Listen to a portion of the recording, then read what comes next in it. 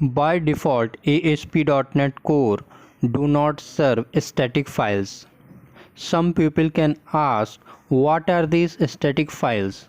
So, all the files like JS file, CSS file, static HTML files, images, all these files are called static files. ASP.NET Core application do not serve these files by default.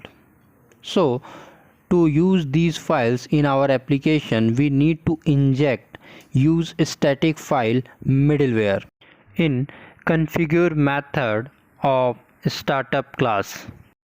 If we want to use any static file as a default file, for example, if we want to serve a static file to our base URL, so these we can achieve by injecting a middleware useDefaultFile.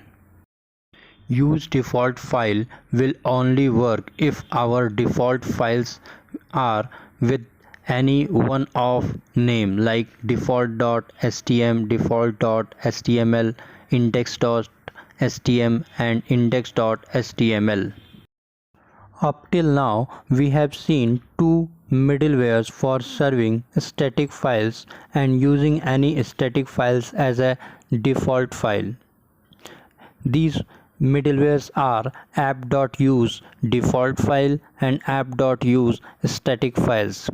There is one middleware which can replace these two middlewares, and this middleware is called app file server.